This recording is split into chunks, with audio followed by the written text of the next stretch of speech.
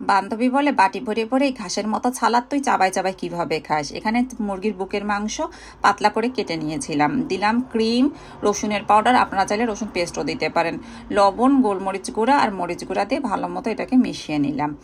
এই সালাদ তো আমার কাছে খুব বেশি পছন্দ, একটু সুন্দর মতো সালাদ বানালে কিন্তু খুব ভালো লাগে খেতে। মাংসটাকে এখন ভালো মতো মাখিয়ে, যদি হাতে সময় থাকে 10-15 মিনিট এটাকে রেস্টে রেখে দিব।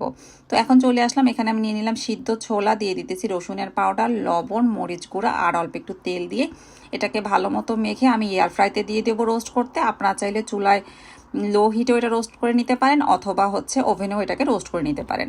এখন সামান্য একটু তেল দিয়ে আমরা চিকেন ফিলেটগুলো ভেজে নিব। হাই প্রোটিন একটা ছালাদ আমার তো খুবই পছন্দ, আর বিশেষ করে গরমের সময় রাত্রে খেয়ে শুলে আমার কাছে মনে হয় যেন ঘুমটাও বেশ ভালো হয়।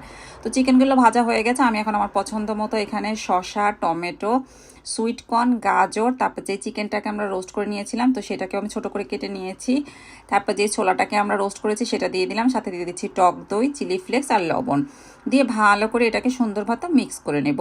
বানানো খুবই সহজ আর খেতে কিন্তু খুবই মজার হয়। আপনার চিকেনের সাথে কিংবা যে কোনো কিছুর সাথে এটা সার্ভ করতে পারেন। আমি তো আজকে মাছ ভাজার সঙ্গে এটাকে সার্ভ করছি।